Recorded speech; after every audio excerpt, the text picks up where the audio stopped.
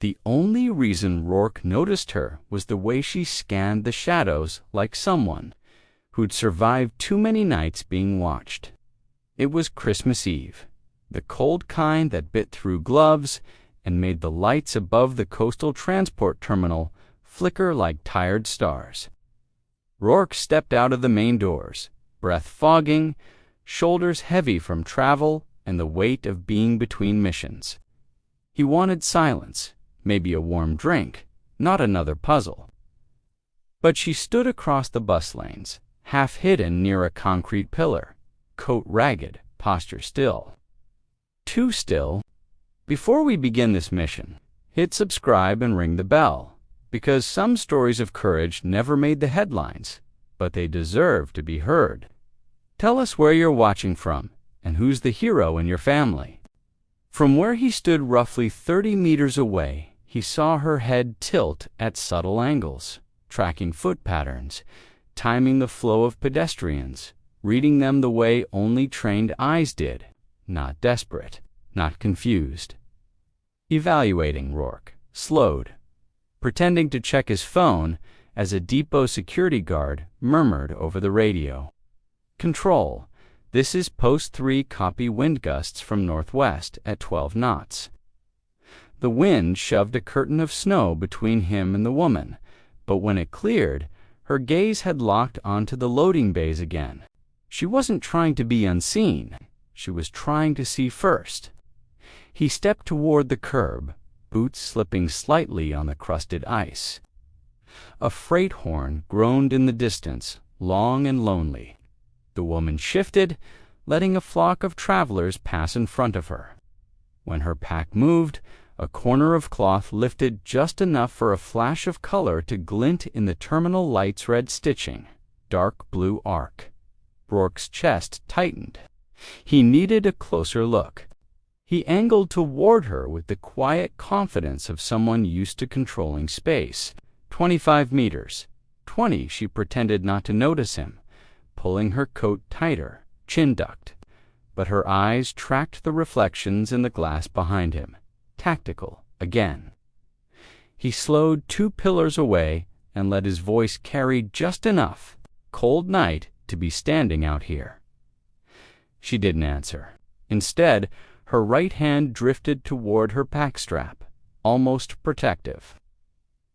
Rourke let the silence hang, then shifted closer, careful not to push too fast. "I saw the patch," he said quietly. That got her. Her head snapped toward him, gray eyes sharp and narrow. The patch, now fully visible as she turned, was unmistakable. Red-stitched star, midnight blue arc, date sewn tight, 12.24. Only 10 operators had earned that patch, and the operation behind it had never been spoken of outside closed rooms. Seeing it here, on a weathered pack carried by a woman disguised as a drifter, made no sense. "I think you've mistaken me for someone else," she said, voice low, words crisp despite the cold. "Not possible," Rourke replied. "You don't just buy that patch. You don't even get near it unless someone bleeds for you." She glanced at the terminal doors. 2 men stood there broad, wrong energy, pretending to check schedules. Another moved between buses, pacing to clean a pattern. They weren't passengers. Her attention flicked to them, then back to him, so she was aware. Good, he wasn't imagining it. "You can walk away," she murmured. "This isn't your problem." "Maybe it is now," he said. She shifted her weight and started moving along the edge of the depot. Not fast, steady, calculated. Rourke followed at a respectful distance. She didn't tell him to stop. She just kept scanning, steps landing between patches of ice with practiced precision. He studied her posture. Shoulders tense, jaw clenched. A woman who'd slept lightly for too many nights. He knew the type. Warriors who walked alone because it was simpler than explaining what they carried. As they crossed between pillars, the men repositioned. One peeled off toward the vending machines. Another adjusted his coat to hide the imprint of a compact pistol. Rourke felt a slow burn build behind his sternum. This wasn't random. They weren't just watching her, they were closing in. "Who are they?" he asked. She shook her head once. "Not here." A bus belched exhaust nearby, masking their voices for a moment. "Lork." Rourke stepped closer, lowering his tone. "If you're in trouble, you need to say so." "I've been in trouble for years," she answered. "Trouble doesn't scare me then. After a breath, people recognizing me does." Rourke caught the flicker of pain in her eyes, a memory she wished she could bury deep under snow and silence. He wanted to ask more, but headlights swung across them as another bus rolled in, forcing them both into the open. That's when he caught the next sign of danger. One of the men at the doors lifted his wrist, speaking softly into a cuff mic. Not depot security equipment. Rourke's instincts sharpened instantly. 3:00, he said quietly. "I know," she murmured. They moved together without speaking, drifting toward a service corridor beside the loading bays. Her pace remained calm, but Rourke could feel the urgency beneath it. He measured the distance between potential covers, 30 meters to the nearest bus axle, 40 to the terminal wall. "To open for comfort, if things went hot, tell me your name," he said. She hesitated. "Mara." The name matched nothing he knew. But the Patchno one faked that. And no one survived that mission without scars deeper than most people could see. "Mara," he said. "They're moving to flank. I saw it." "Then you know you're being hunted." Another flicker of emotion crossed her face, fear, not of death, but of being found. She pressed her back against a pillar, breath steady, as if bracing for impact. "I left everything behind," she whispered. "But some people don't like when ghosts stay dead." Rourke's jaw tightened. The wind raked the depot with icy fingers. Somewhere behind them, the men changed direction, steps growing more purposeful. He exhaled once. "Stay close to me." Mara didn't argue. She simply nodded, the smallest surrender to necessity. Rourke angled his body to shield her from the nearest line of sight and scanned the lanes again. The pattern of the men's movements confirmed it. They were tightening a noose around her slow enough not to draw attention, but deliberate enough to leave no exits once it closed. He wasn't letting that happen. Not tonight. Not to someone carrying a patch that weighed more than most metals. And when one of the men finally locked eyes with Mara and touched his coat where a weapon would rest, Rourke made his decision.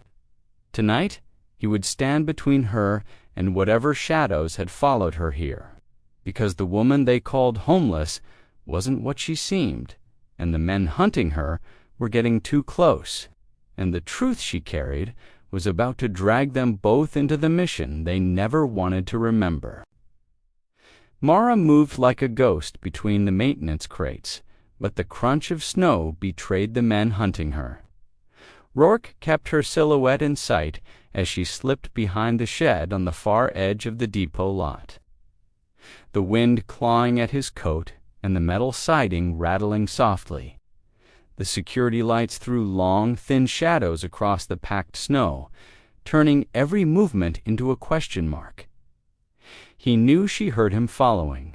Her posture had shifted twice already, shoulders angled, chin dipped, like she was counting footfalls and weighing escape vectors. She didn't run.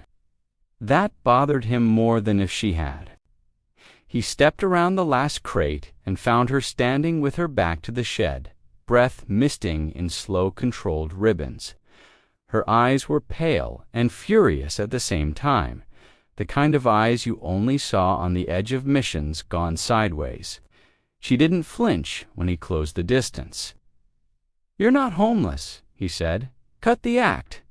She didn't answer. She just studied him, noting stance, hand placement, balance.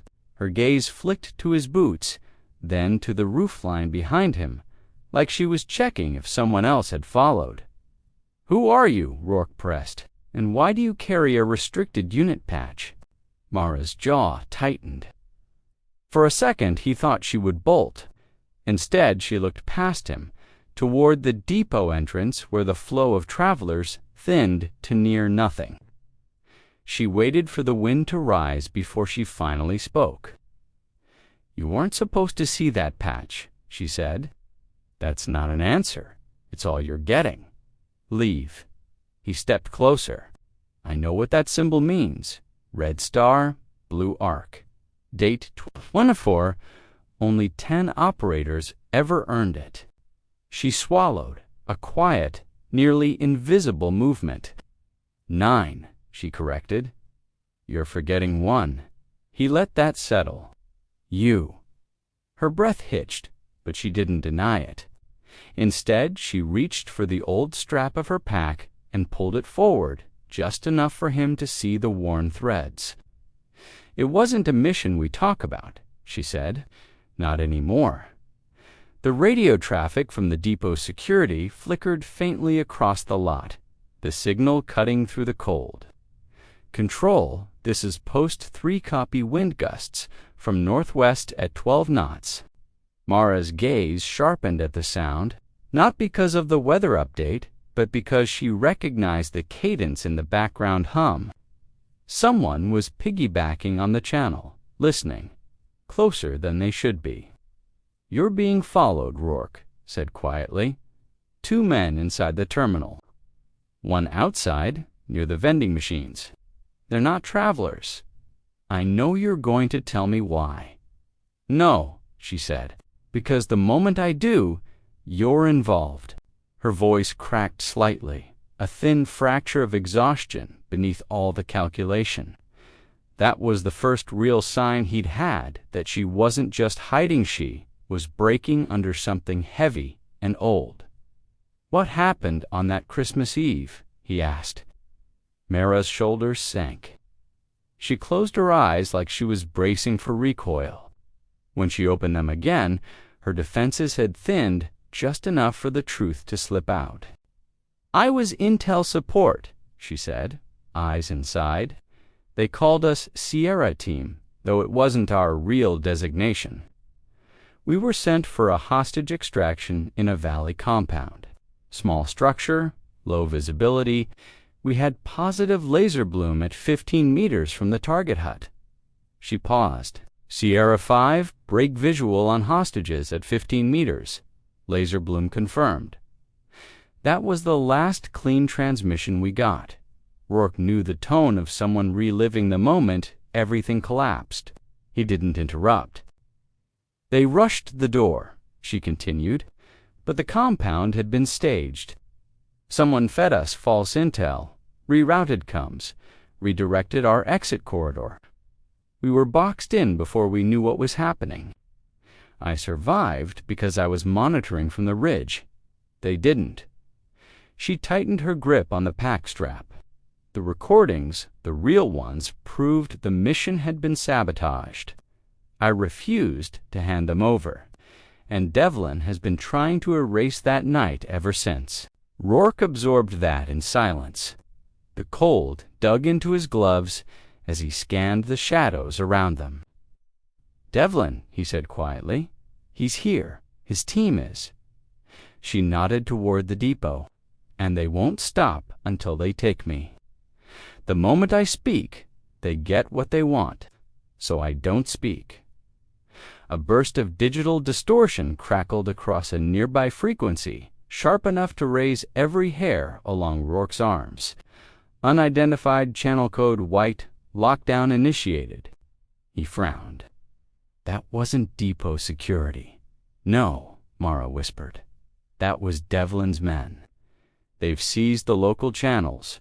Within seconds, the lot lights flickered.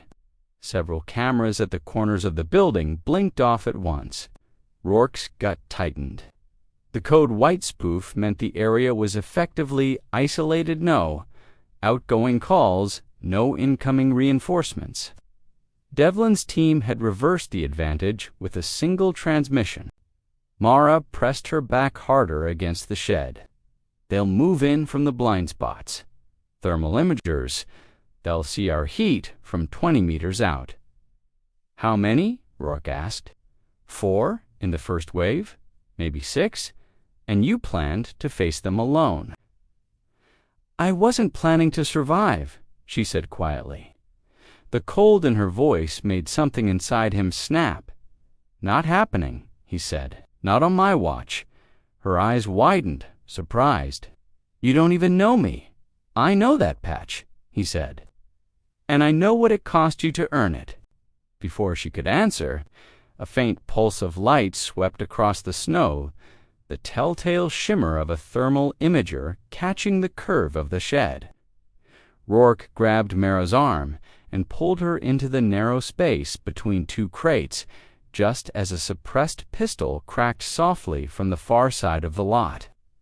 Mara didn't freeze. She moved fast. She pushed him down, pivoting low, calculating angles with terrifying precision.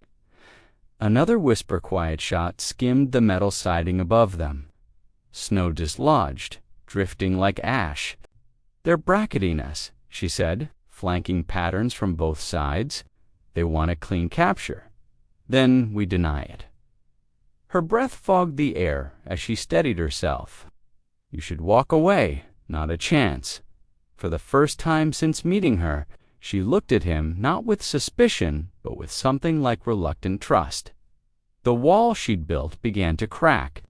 In the distance, another voice sputtered through an unsecured frequency lease, or Timo intercepting chatter they shouldn't have been able to hear. The pieces were shifting fast, and Rourke felt the weight of the moment closing in around them. Mara exhaled slowly. "If we don't move now, they'll pin us." "Then we move," Rourke said, "together."